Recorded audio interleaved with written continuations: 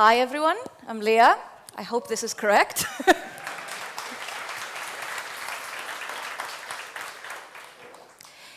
Here's a fun fact you may not know about me. I'm originally from Greece, and specifically from the island of Lesbos, which technically makes me geographically lesbian, probably the first you'll ever meet.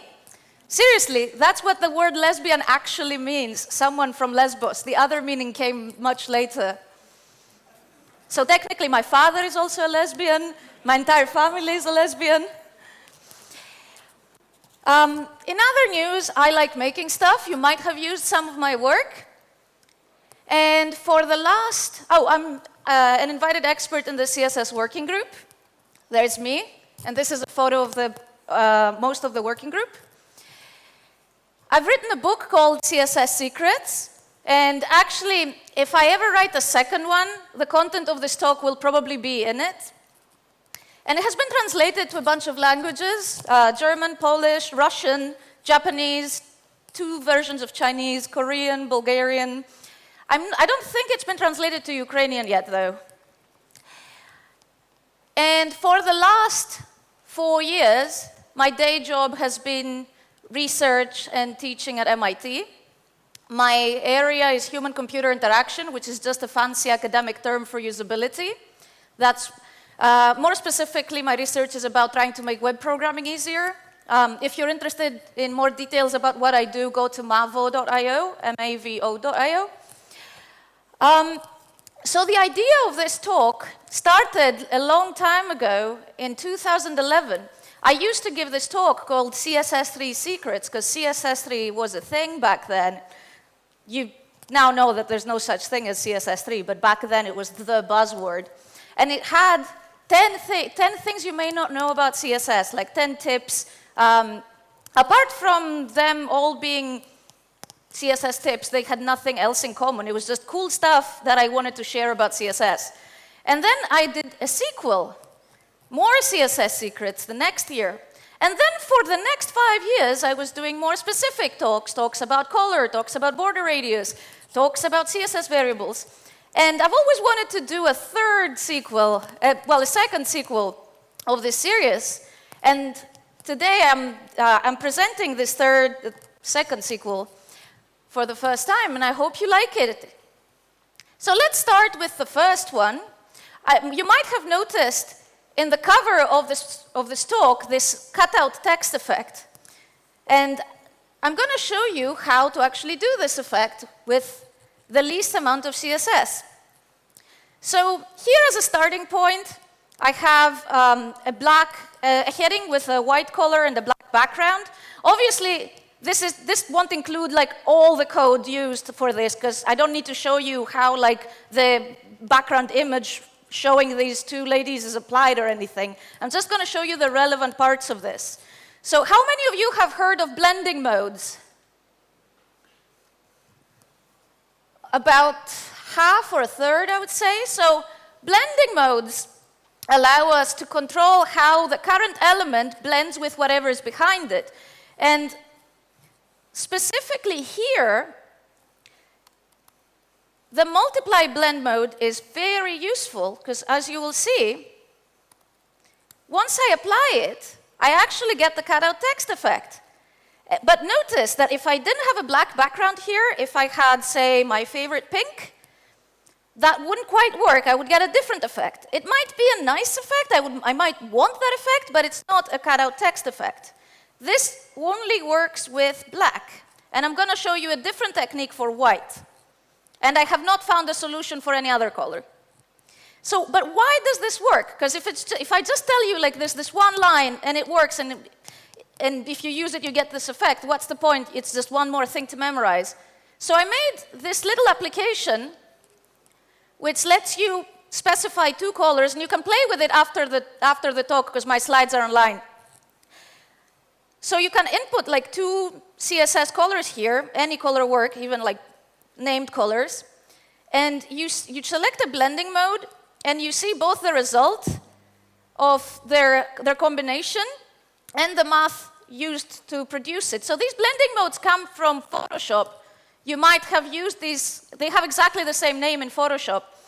And it was Adobe that originally proposed them to the working group a few years ago. So why does this effect work? Because basically multiply just means what the word says. It multiplies the RGB components of each color. Notice here that the color in the middle is produced by just multiplying the red components and the green components and the blue components. And this is the color we get, this column here. So what happens then if the color in the foreground is white, which is 100% everything? You can see that basically if you multiply anything by 100%, what do you get back? You get the thing you multiplied, right?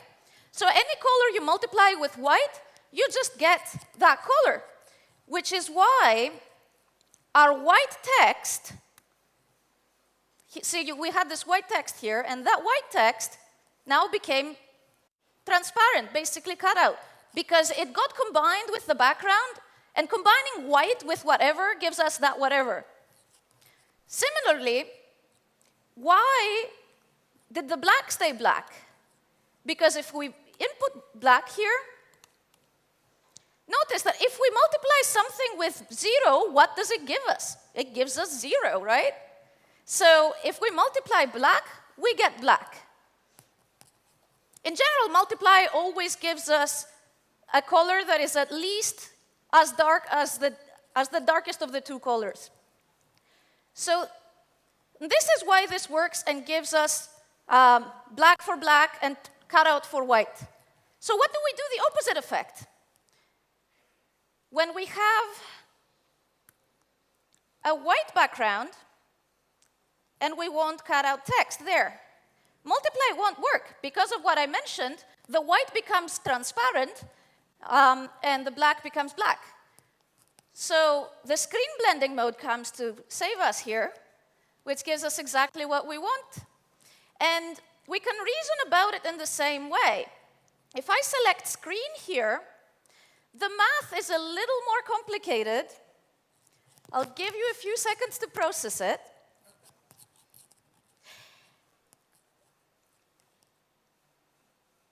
So notice, remember this is the result we have. Black becomes cutout and white stays white. So let me show you the white first.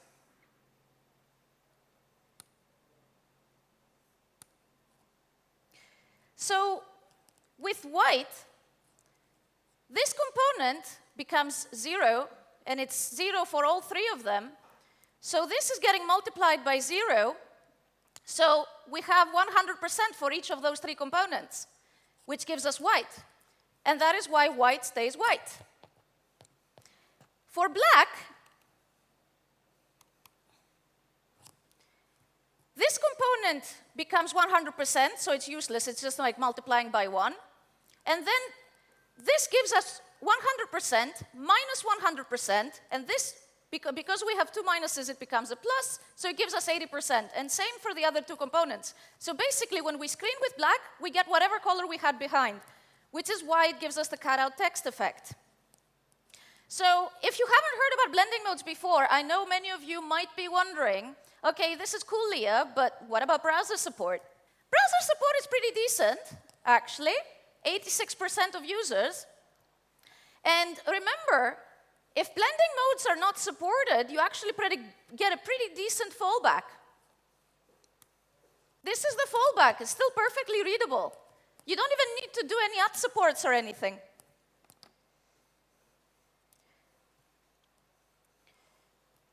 So the takeaway from this first secret is that with multiply blending mode, black becomes cutout and white is opaque. And with a screen blending mode, white is cutout and black is opaque. And there are many interesting things to observe with other colors, so I suggest you play with the app a little bit afterwards. And if you discover something cool, let me know. So the second secret is using characters as images. Look at the background of this slide. It's actually using emojis and characters for the number 2. It's not images. So how does that work? So we're using In this example, I'm using a data URI with an SVG, and contrary to what they've told you, contrary to what you've been told, you don't actually have to URL escape everything. You only have to URL escape very few characters.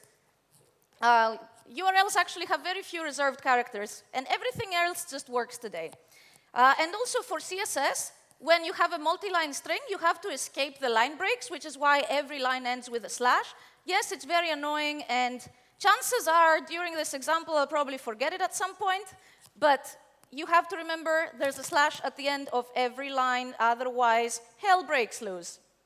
So here I have a circle, and I can make the background a bit smaller, and now I have many circles. But a circle is not very interesting, right? I could do this with a radial gradient if I wanted.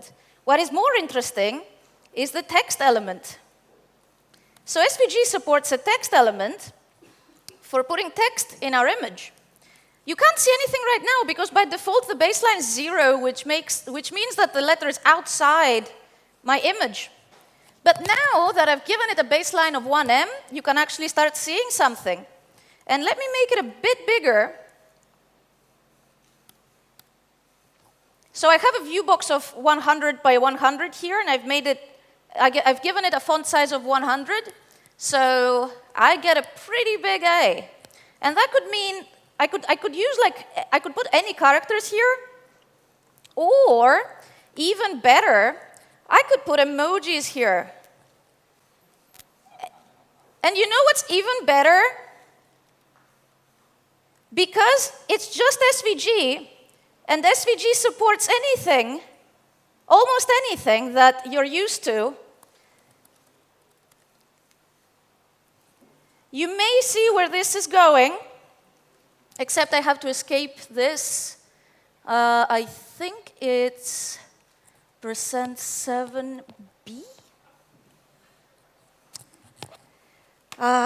What is the brace? Yeah, it's %7b. And I'm going to use a %7b here. There is our unicorn again. And I'm going to apply a transform, a rotate transform. And here I'm going to give it a style attribute with an animation of foo, 1 second, infinite, alternate. And maybe let's make it minus. So you can see here that not only you can use this technique to have images, but they could also be animated images. Who needs animated GIFs and APNG and all that? You could have SVG, which is much more awesome. And you can actually use this to style meter elements to look like rating widgets. Here, this is just a meter element. If I change it, I can get like all kinds of numbers. And it's just using this technique to style it. It's just using 2 stars as images with this technique. This star is faded out, and this star is not. And yes, I'm using this WebKit pseudo element here, but there's an equivalent one for each browser. If you look it up, there's a pseudo element for Firefox, and there's a pseudo element for Edge. And I hope eventually we standardize this, because I'm just as fed up about this as you are. But right now, we have to use these proprietary pseudo elements if we want to style meters. But the thing is, now that we've done that, we could turn this into a chocolate ice cream meter. Isn't that awesome?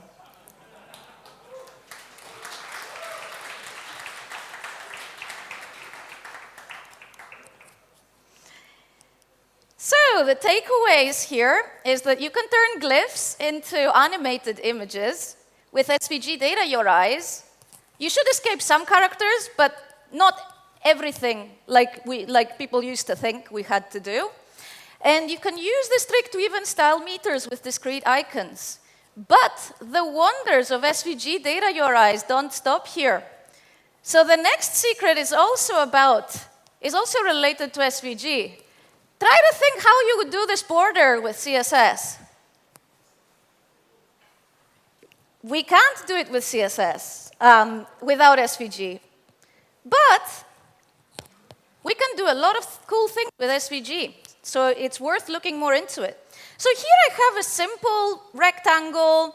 It has a stroke width of 4 pixels, and there is a property called stroke dash array, which lets us have strokes with custom length of dashes and custom length of gaps. And there is also a stroke dash offset property that lets us move where these dashes start from. So look at what's happening as I'm reducing this. It's animating. And you know what's even better? You can animate this with a keyframe animation. So let's do that.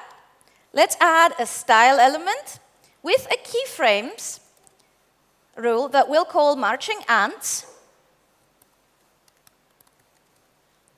And it will make the dash offset not minus 94, but all we need is minus 15. Why minus 15?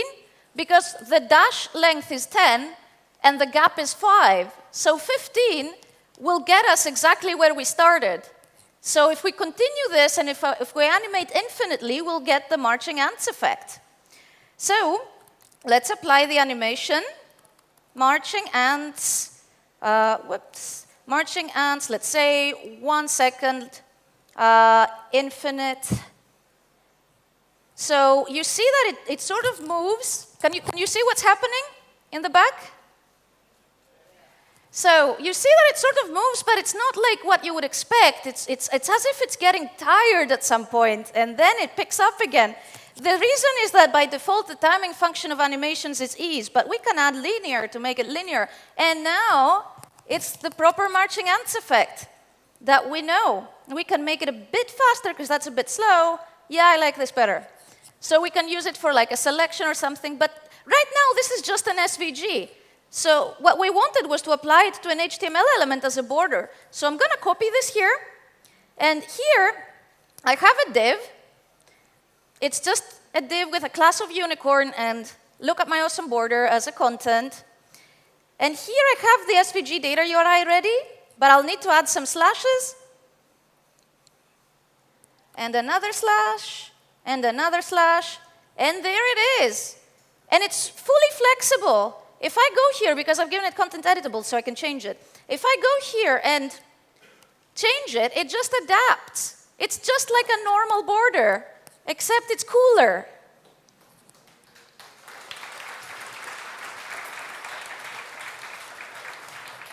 Thank you. So what else? What other cool thing we can do with SVG? So here I have a simple rectangle with a 40-pixel blue stroke. That's not very cool. We can do that with CSS, normal CSS as well. But you know what else? What we can do with SVG that we can't do with CSS? Gradient strokes. So gradients in SVG are a little more awkward because they came way before CSS gradients. So they have a completely different syntax, which you can see here. But it's a little more verbose, but it basically does the same things. Let's make it #0AC, yep, this blue. And now you can't see it because I haven't applied it anywhere yet. So let's go here where it sets the stroke to a color. Oh, and I need to give my gradient an ID. And here, I just say URL #wow, and now I have a gradient stroke. And I can also apply a gradient transform to make it a diagonal stroke. And yes, everything is different in SVG, like the way we specify angles, even the way we specify transforms. Notice that there's no degrees here. And if we try to specify the transform the same way as in CSS, it doesn't work anymore. So it's not ideal, but at least it lets us do a lot of really cool things. So now, like the previous time, we just have a rectangle here. How do we turn it into a cool CSS border on an HTML element? Same way. I will copy it here, Again, we have a div with a class of unicorn, and I'm going to go here and paste it in, add some slashes, and there we are.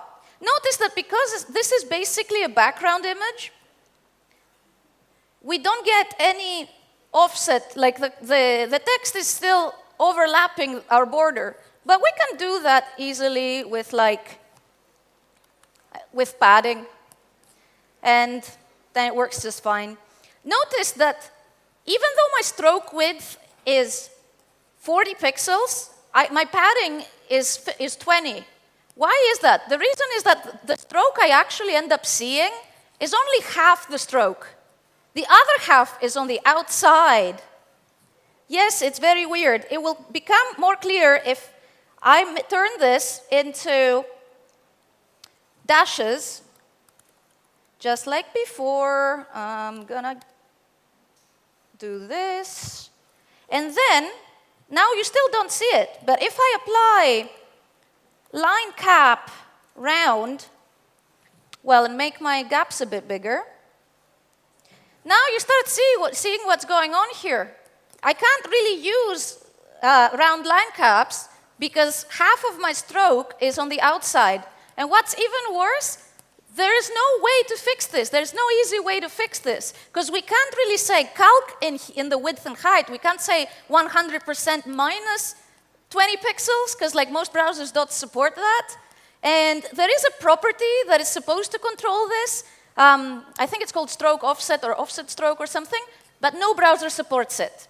So if you like these things, start pushing browsers a bit to implement more of the cool SVG features because they think we don't care. Seriously, that is why browsers are not implementing cool new stuff in SVG. There's a ton of stuff that is planned for SVG, and browsers are just not implementing it because they think that developers don't care about SVG. So show them that they're wrong. Tweet about it. Tweet about SVG and how great it is.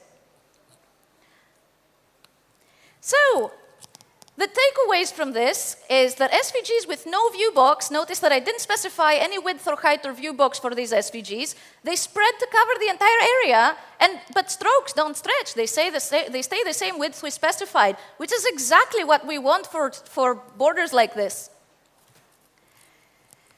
So, the fourth secret is about creating headings with a flexible line around them that just adjusts to the heading content. You don't have to animate them like they are over here. I just thought that was cool. But in a real website, please don't animate them. They will be just as annoying as a marquee tag. So here we have a heading. The only reason I've added content editable is so that I change its content afterwards and show you that it's really flexible. And here we have a before and an after pseudo element, which is the key for this. So the main idea is that I'm going to add some before and after pseudo elements here. I'm actually going to give them a content for now, but I'm going to remove that afterwards. This is just to show you what's happening. And similarly, I'm going to give this a background of yellow just to show you what's happening, but we're going to remove this afterwards. So the idea is that these pseudo elements are going to become our flexible lines by using the wonders of flexbox. So right now, we don't see much of a change by applying flex because there's nothing to flex really. So let's give the heading a width of 100%, and let's make the pseudo elements flexible by using the flex shorthand. So now this is already starting to get there, right? So let's remove these horrible colors. And let's remove the A, because we don't need it. So now we're sort of getting there already. You can see it here. It's already nice and flexible, but it doesn't look very pretty. So what should we do? Let's reduce the height a bit. And now, let's make it centered. This is already getting there. Let's make it thinner. And let's give it a bit of margin. And there we go. That's already one version of this effect. However, we could do other cool things as well. I mean, as you've seen in the cover of this, we could also give it a background and give it and have stripes there. Another thing we could do is instead of having a background, we could have a border with a border width of the top and bottom being 0.1 and then left and right being 0. And actually, this is a bit too thick still. Maybe something like this. And maybe we could give it a gray color as well. So as you can see, the possibilities are infinite. But what happens when the heading becomes so big that there's no space anymore? Well, as you can see, we don't get the lines anymore, which kind of makes sense.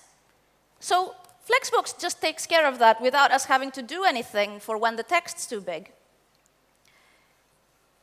So the takeaway from the fourth secret is that text nodes and pseudo elements can be flex children, and also grid items if you're using grid. We're going to use that later on. So the fifth secret is about having accessible CSS pop-up menus. I'm sure you've seen this many times. How many of you have done a pop-up menu like this with just CSS at some point in your life? Most of you, right? It's like one of the exercises that people do when they're learning CSS. So the problem with these menus is that they don't really work with the keyboard. So unlike what this heading is showing, the reality is more like this. So here I have a nested list, which I've styled to look like a menu. Again, the exact styling doesn't really matter, so we're not going to look at it. The only part we're going to look at is the part that shows and hides the menu, because that is more relevant. The thing I want you to remember is that each menu item is an A element, and then there is a UL for the submenu with list items that also contain A elements. So if I click here, I focus on the projects menu, and if I have it open, I can actually tab through the submenu items. But that's not how it usually works for keyboard users. They don't like hover on the menu first and then use the keyboard. What really happens is that they focus on the first item and then they press tab. And nothing happens in the submenu. They don't even know there's a submenu. It just goes to the second item and the third item. So how can we fix that? One possible solution would be to open the submenu when the A item is focused. So we can use the A focus pseudo class and say a UL that is after a focused link should be displayed. So now, if projects is focused with the keyboard, the submenu does open, and now we can see that there's a submenu there. But what happens when we try to tab through? It disappears. It's not actually usable. It's just teasing us. Like here, there's a submenu, but you can't use it unless you use your mouse. Which is why, until now, using CSS to do these kinds of submenus was actually an anti-pattern unless you also use JavaScript. But now we got a new pseudo class called focus within that doesn't just match the focused element itself, but also all its ancestors. So how can we use this to our advantage here? So we're going to say the L item, if it has focus within it, then, can you still hear me? There's weird stuff happening with the microphone. Okay. So if the Li item has focus within it, then the UL inside it should display. So you can see that now, if I tab through, it actually works. And similarly, I can tab to blog, tab, tab, tab, tab, tab, tab. It works just fine. It works like those menus that have JavaScript, except without the JavaScript. So focus within is fantastic for accessibility, and pop-up menus is just one example. You might wonder, what is the browser support for focus within? And it looks like I forgot to add a slide on that, but we can go to Can I Use quickly, and you can see that it's actually pretty decent. It's only Edge that's holding us back, and it has like 0.02% market share. So and 1.67% here. You can always include like a fallback or a polyfill for Edge. So, also, in the future, we might also get target within, so that all these websites that use the target pseudo class to open or close certain items, now with target within, we would be able to display something when we don't have a hash on the URL. Target within would also be super useful. I can't wait to see it. But it's not there yet. No browser has implemented target within yet. So, the sixth one is about variable fonts for non-variable strokes. What does that mean? It sounds very cryptic. I'm going to show you what it means here. So, but before I do, how many of you have heard of variable fonts? That few? Come on, if you've heard of variable fonts, raise your hand. Okay, well, the rest of you are in for a huge surprise. So, remember how in the beginning of computers, our fonts were not actually vector-based, but they were bitmap-based, and every size had to be drawn individually?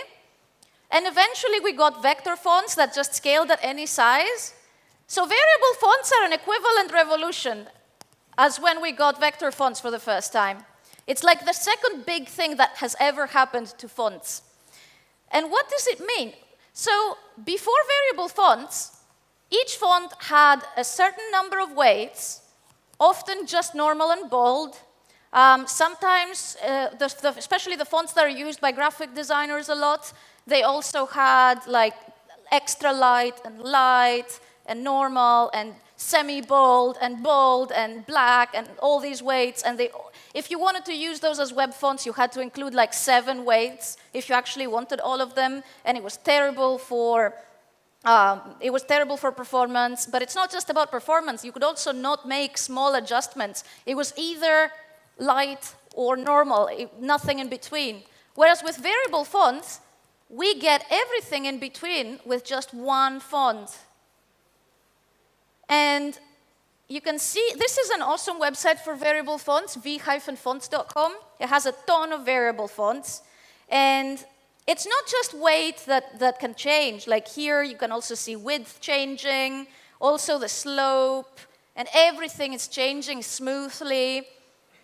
Here, you can see the serifs. Like this font goes from serif to sans serif with a different axis. Like basically, you can have all sorts of custom axes. There's even an emoji font here with a poop icon with the hat of the icon growing and shrinking based on an axis. Let me see if I can load this, because this website has the poop variable font as well. It's awesome. But I don't know if it will load. The Wi-Fi is a bit slow. I'm going to show you some of the others while we're waiting for it to load. You can see how this has horizontal and vertical proportion. Here it's the contrast between the strokes that changes. Here it's like the swooshiness. And something loaded. There it is. So notice that if I change the axis, there's a cap height axis. Except cap height here doesn't actually mean uppercase height. It means actual cap height. So yeah, variable fonts are super cool. And this secret that I'm going to show you here is only about one facet of them. So here I have a heading with multiple lines, and I've adjusted the size of each line, the font size of each line, so that it occupies the entire width. But do you notice something here? This looks awful. The strokes, the widths of the strokes of each character look completely different.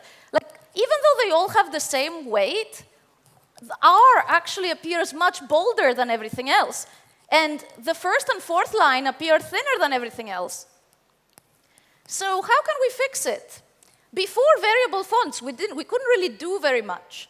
Even if we had a font with all weights that were a thing back then, all we would be able to do would be crude adjustments like font weight 100, which is way too thin. So here I've included a variable font called FFMeta VF by Monotype. It's a free font. And notice that instead of the font weight descriptor giving us what weight this font is, it gives us a range. It has two values. It says this font is between 100 and 900, and you can get all of these weights from just this one file. And same with font style. It says it goes from normal to italic. And by the way, font display swap is a cool new property to look up. I'm not going to show it here because it's kind of hard to demonstrate in a talk, but basically it means load the fallback while the web font is loading, and when the web font loads, then swap it, which is much better than the current behavior of some browsers. So let's see how variable fonts can help us here. So we can tweak each line individually. So even though 100 is too much, maybe 190 is a bit more appropriate. And similarly, even though 100 is too much, too little, 140 looks more appropriate. So, and the fourth one looks okay to me, so I'm not going to adjust it. So this is already useful, but what happens if I change the text there? What happens if I want to change, like, variable fonts are awesome, and I want to change it to, like, variable fonts are okay-ish, I guess, or something? Like, then I would have to painfully adjust the font size and the font weight again, and like every time I change anything, I have to adjust these separately. Is there any way to have a continuous expression that gives us what font weight we need to specify for each size? So there's a concept in maths. When you have a number of points and you want to find a curve that matches these points, there's a process called interpolation that gives you a polynomial which produces intermediate values.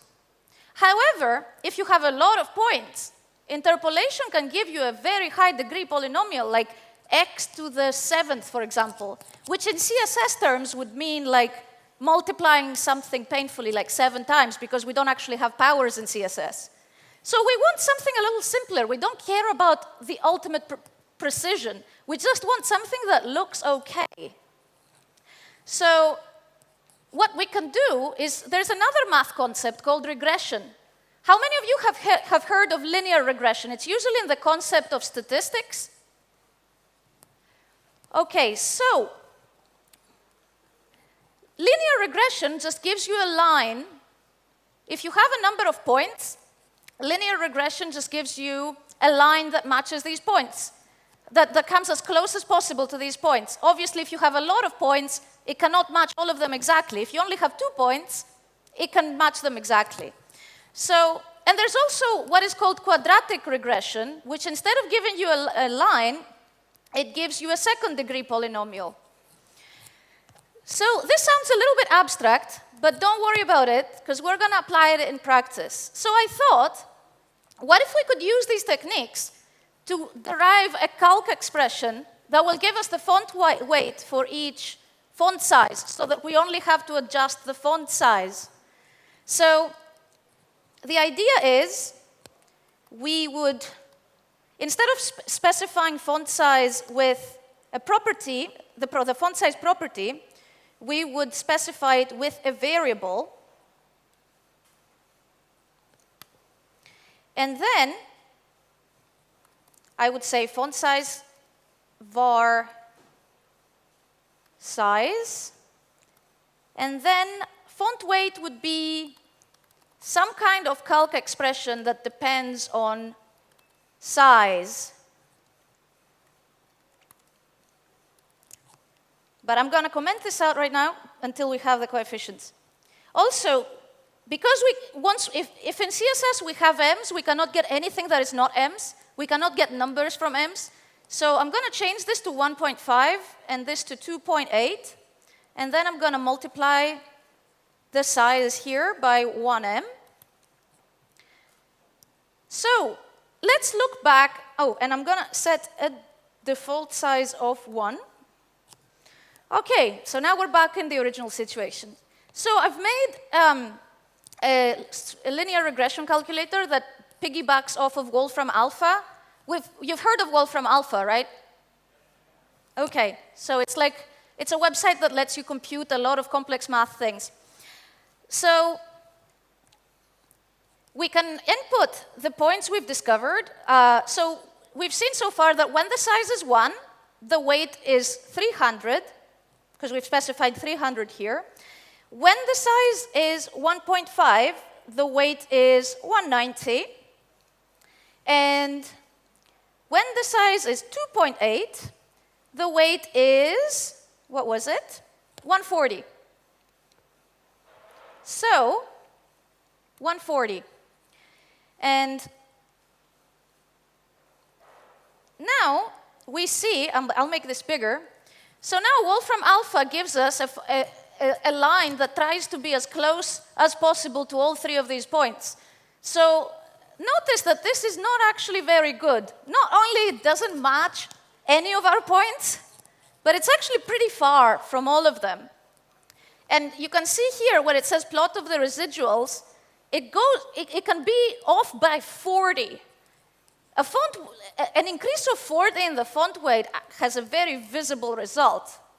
So this is actually pretty bad. I'm going to show you how bad. So, come on. Okay. For some reason, Wolfram Alpha gives me an image there, and I have to copy the image so that it copies the alt text. It's terrible. So let's go here and put that expression in.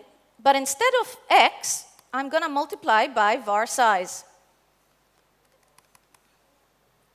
So that should work.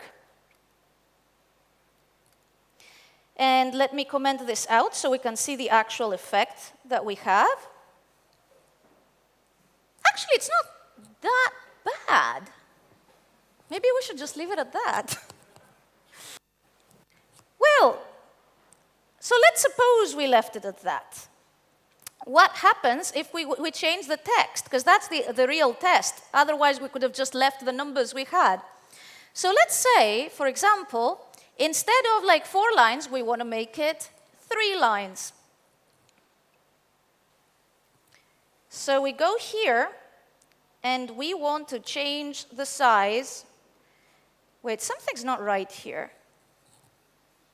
Oh, no. OK, never mind.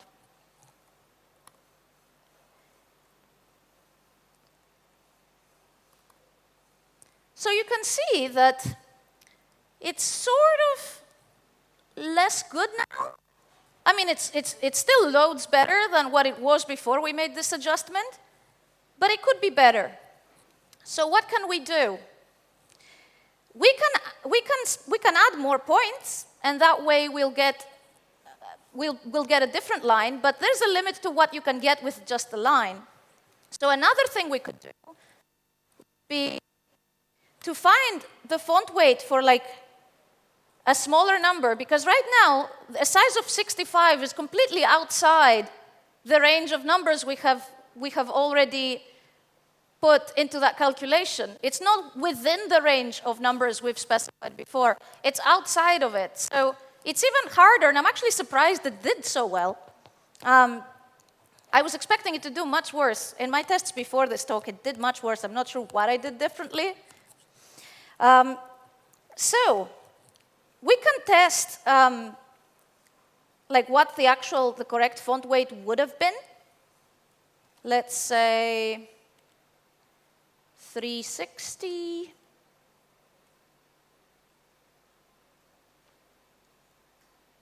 It would have been 350. And if we go here and add another point with 350,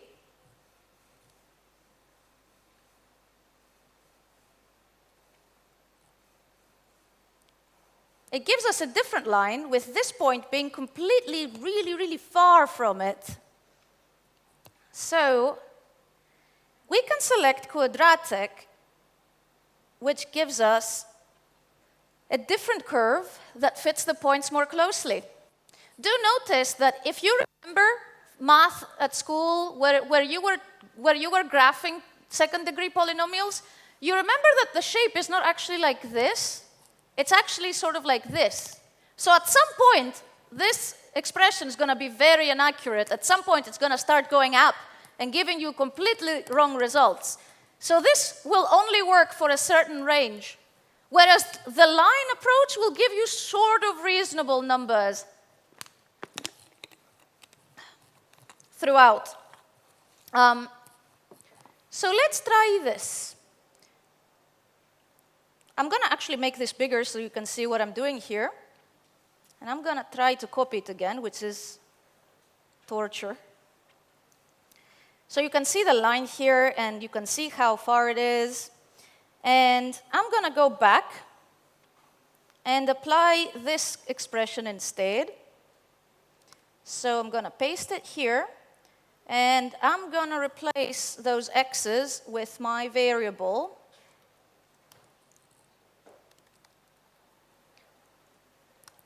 And here as well. OK. So you can already see that it's sort of better. It's already fitting closer. But the real test is if we have different sizes. So let's try to go through. Oh, yes, yes, yes. That's why I was like, what the hell? Yes. And you can see now how all the intermediate sizes sort of make sense. We don't have to specify them all. We just had to find a few points and calculate that expression. And we didn't even have to calculate it ourselves. And what's even better is that once we find the relationship, oops, what did I do here? What was it? 543.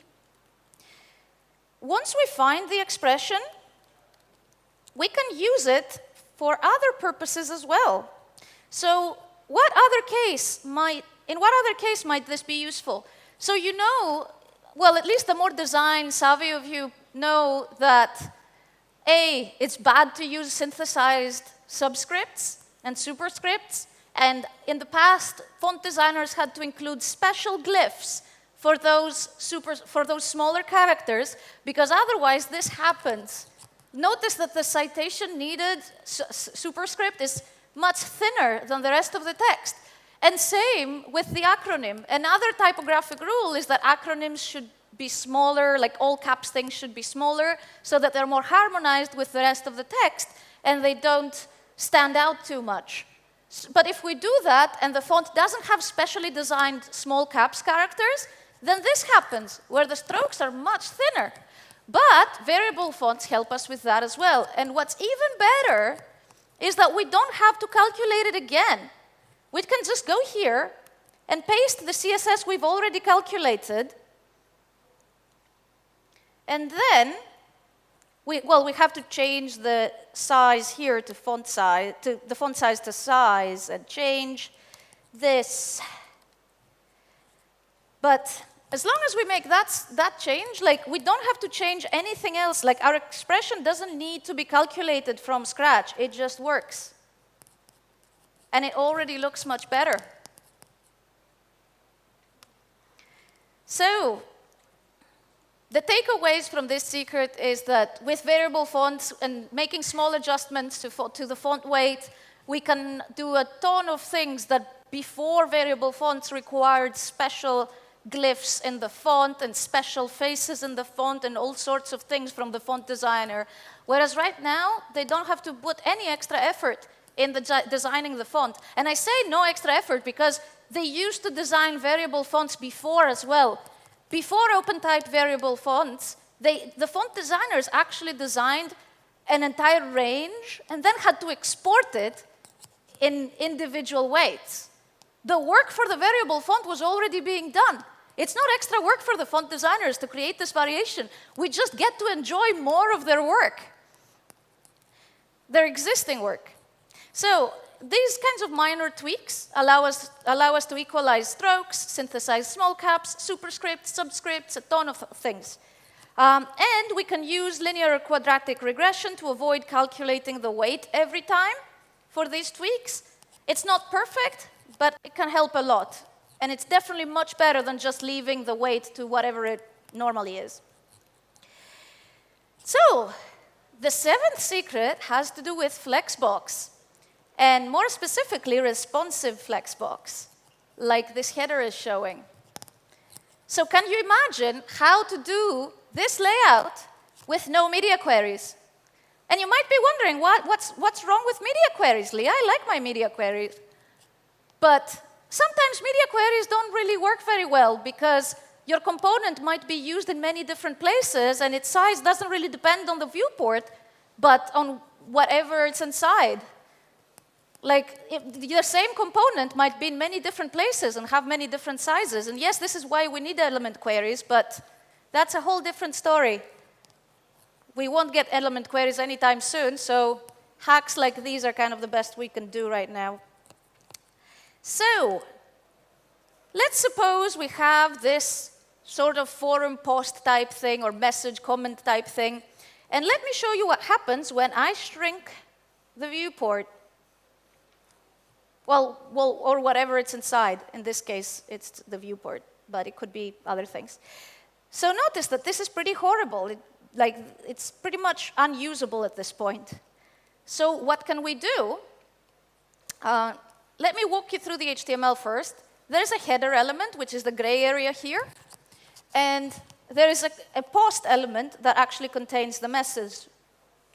And here, the parts of the CSS that are relevant to this is that the article has display flex, and the post has flex 1, so that it stretches to accommodate any remaining space. One thing we can do to help things is to add flex wrap. And then, at least in small sizes, it automatically wraps. But this looks horrible. We wanted this to stretch horizontally. So what we can do is, we can add flex to the header as well. Whoops. And then the vertical layout works. But in fixing the vertical layout, I've broken the horizontal layout, because now this is huge. And why is it huge? Because the relationship between these two is basically one-to-one. Like, I'm basically saying these should stretch equivalently to fill any remaining space. But I don't really want that. So what I can do is, I can give this a really large number so that when it's horizontal and they're sharing the same space, we still get the same behavior as before. But when they're vertical, whoa, weird things happening here. But when they are vertical, the header still stretches horizontally because the default flex is 0, which means flex grow is 0, which means nothing stretches. So by giving it a flex of 1, we say you should stretch to cover remaining space. But because in the vertical layout there's nothing else there, it stretches to cover the entire remaining space. You might notice that at this point, this becomes very thin. But the rest of like normal CSS still works. We can give this a min width of, say, 15 ems. And that way, we can control when it actually switches to a vertical layout. So now it never becomes too thin because it just switches to a vertical layout, and all without any media queries. So this is not actually my trick. This was published with the title Flex Grow 999 hack by someone called Joren van Hee, if I'm pronouncing his name right. You can follow him on Twitter over there.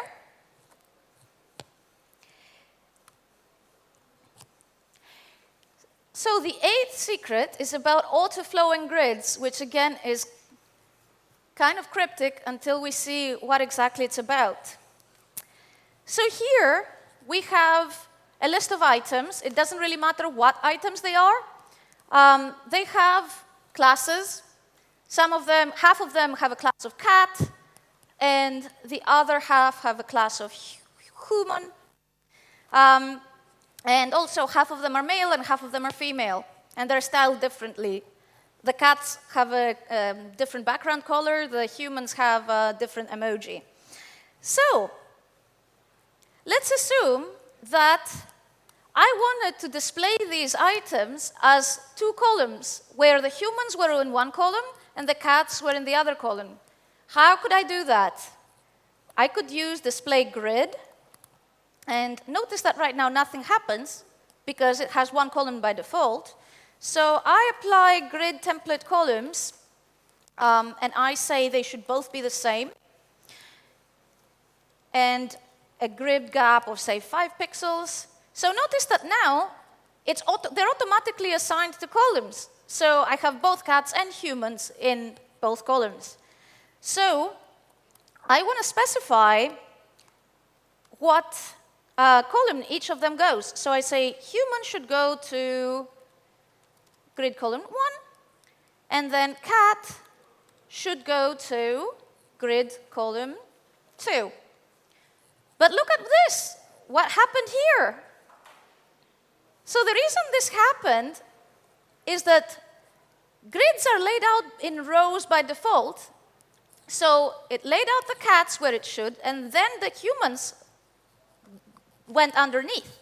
However, we can change this layout. There's a grid auto flow property where we can specify column, and this fixes that problem. So now they're properly sorted, just like I wanted. And if I wanted the humans to be in the second column and the cats to be on the first column, that works too.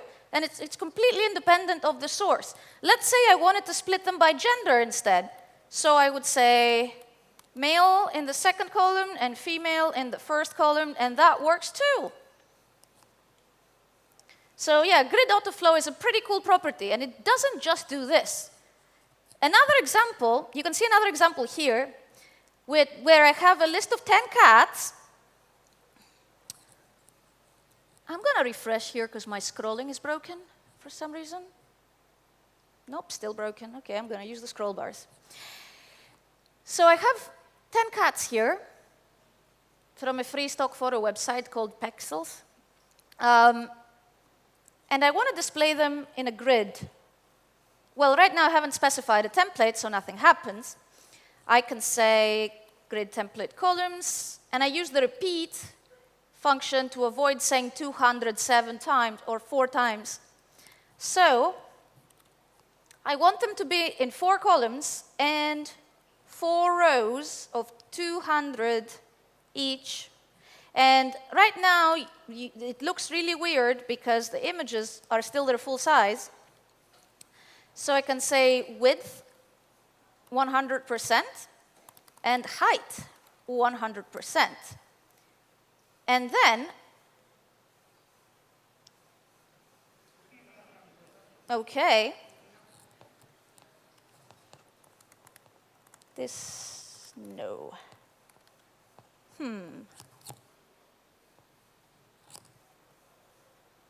Oh, right, typo. So notice that I've just committed one of the 10 horrible sins of web design. I stretched images. But fear not, because object fit comes to the rescue. And it's supported everywhere, almost. So this looks kind of like a boring grid. So what I wanted to do is, I want to enlarge some of the cats.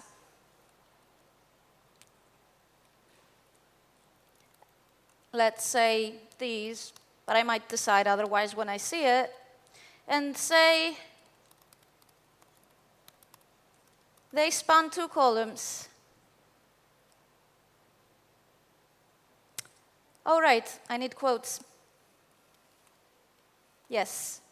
So they span 2 columns and 2 rows. So notice that now our grid looks kind of weird. There's no cat here. So how can I fix that? Grid autoflow to the rescue again.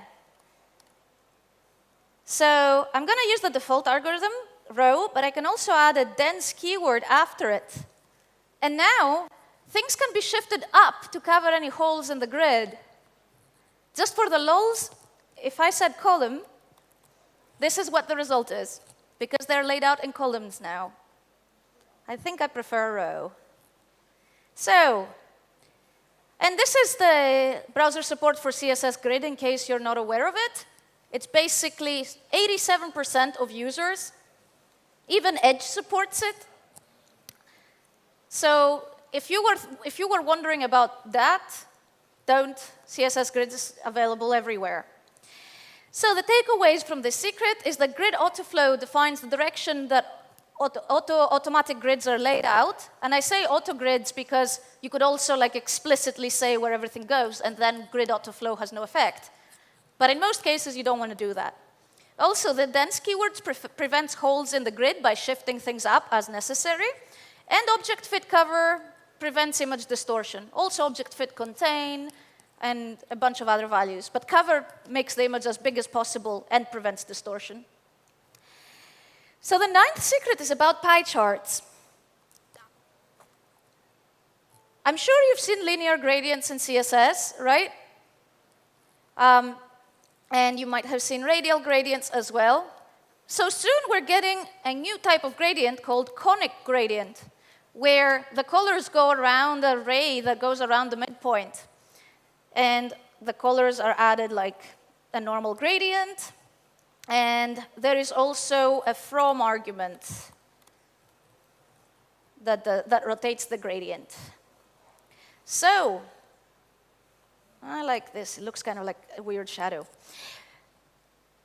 And here I have a div element that I've called pi, and I've given it a linear gradient, which I'm going to convert to a conic gradient. Does that remind you of anything? A hue wheel on color pickers. Now we could make that with CSS. But we can make more cool things. So if I remove these colors and then increase this, let's say I make it 40%, and then I decrease this, at some point they meet, and then I get a hard line, which is a pie chart. And actually notice that this happens regardless of what. As long as the second number is smaller than the first, it doesn't matter what it is. It could be 0. So I tend to use 0 there, both as a convention to indicate what should be happening, and also so that it works with whatever value. So now I basically have a pie chart that works with whatever number I put here. And I could also specify a value CSS variable that holds the 30%. And here I could say var value. And then I could also specify this in the style element or via JavaScript. This is why CSS variables are so much superior over Sass variables. Try doing that with Sass. So I can change it in the inline style, again, or via JavaScript, and my pie chart just adjusts as necessary. It's like almost like a component. And you know what's even cooler? OK, I'm going to take this out of the inline style now so that we have all our code in one place. But what's even cooler is that the second parameter of var is a default value. And by doing that, I can have multiple slices of the pie. Let's say I want to add the potential for a second color. So I could do this. Let's give it a fixed value now. And let's say black here. We have a full German flag now. I don't know why I chose a German flag. So notice that now it works just fine. And actually, in newer browsers, I can do this. It's a new syntax. It's currently only supported by Chrome. So you should have the 2 consecutive color stops. But this was implemented at the same time as conic gradients. So if a browser supports conic gradients, they probably support this syntax with the 2 positions as well. So now I can have a second variable here with a default value of 0, so that when this variable is not set, I just don't get that color. But I could set that color to something, and then I get it just fine. Notice that the numbers I specify are not in addition, they overlap. Like 60% is the total angle of the yellow, not the difference it has from the red one.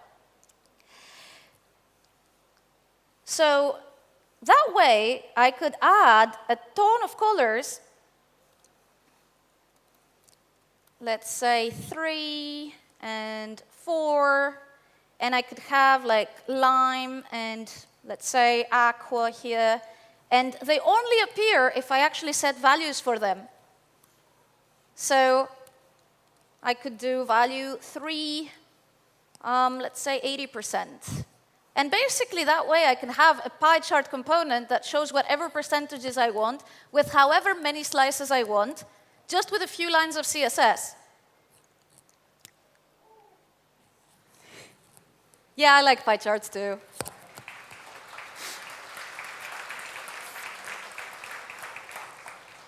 Thank you. So another cool thing is, let's say I have just one slice for simplicity here, but everything applies to multiple slices as well. Notice that as I'm changing this, it sort of looks like it's animating, which kind of begs the question, wouldn't it be cool if I could actually animate this? That way I could make like a pie chart progress indicator. So I add my keyframes rule, and I call it progress. I'm terrible at picking names for keyframes. I hate that we have to pick a name for everything, for every animation. And then let's say to value 100%. And then I go here, I set this to 0, and I try to add an animation that sets for progress 1 second infinite. But look at what happens. It just jumps from 0 to 100. And the reason for this is that by default, CSS variables are non-animatable because the browser pretends that it doesn't know how to animate them. Even though it's obviously a percentage, the browser's like, yeah, I don't know what you've typed there. Who knows? You could have typed red instead of like 100%. I don't know what you're doing. I'll just give up. So how can we fix that? The good news is there is some JavaScript we could write to fix that, to register this property.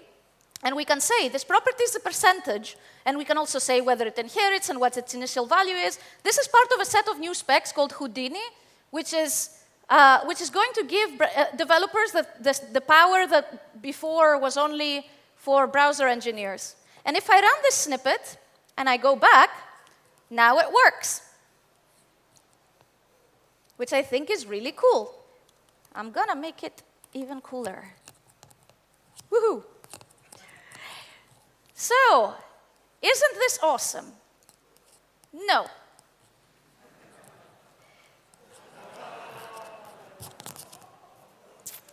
Chrome is supposed to ship it really soon. Like, we've actually cleared it in the working group. Even though the spec itself is not ready, we've said that, OK, this part of the spec can be shipped. Like, we had a meeting, we approved it.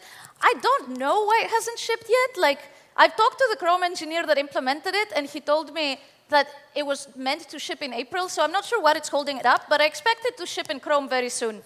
And it says here that it's in development in Safari as well, and WebKit. So hopefully, in a few months, the situation will be very different. And these days, browsers auto-update, so we don't have to wait years to get it. But this situation is also pretty bad. Even in Chrome, this is behind a flag, and Chrome, the Chrome people are those pushing this. So, yeah, I guess there's issues to be ironed out here. But I'm very excited about both of these. I can't wait until they actually make their way in browsers properly and we can play with them in real websites. So, some takeaways from this.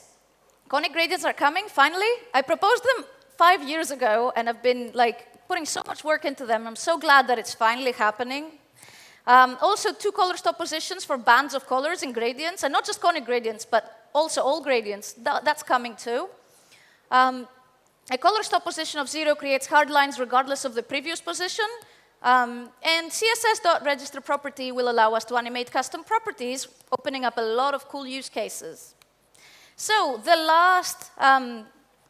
last secret, and I'm horribly over time. So the last secret is called descendant grid items, primarily because I could not think of a better name. And this is why it's not really styled, because it's really hard to visualize this concept. But let me show you what it's about. This is a very common markup for login forms. It has 2 labels, username, password, By putting the input inside the label, we avoid having to give it an ID, which is always nice because I hate specifying IDs. And let's say we wanted to use grid layout to display it as a grid. So we apply display grid. By default, it puts everything in the same column, which is why they're now under each other. But notice there's no grid. So we say grid template columns, and we want the first column to be auto, because that's the size. We want it to adapt to whatever the label actually is, like username or password. We want it to be as big as that. And the second one is basically whatever remaining space exists. But notice that we got a completely different result than what we were hoping for. But actually, the browser just did what we told it to do. We applied a grid on the form. The form has 2 children. It put these 2 children in 2 columns, which means the labels are next to each other. So how can we fix that? Until recently, we couldn't fix that. But there is a new display property called display contents, and that basically tells the browser to ignore this element when it comes to applying CSS. So now it ignores the labels when applying grid layout. And also notice that the labels don't have any styling either. So they're basically completely transparent as far as CSS is concerned. It's as if the layout is as if the label element was not there. But we still have our nice semantic HTML, our nice accessible labels, but they don't get in the way of our layout. And now we can have username and password in the 2 inputs in grid cells, just like we wanted. And if we make this bigger, the grid just adapts. And let's give it a nice gap as well, because I don't like this. Yep.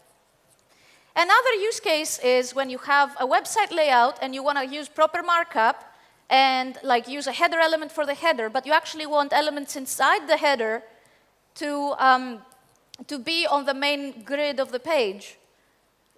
As you can see here, we would want these elements inside the header to participate in the overall page grid.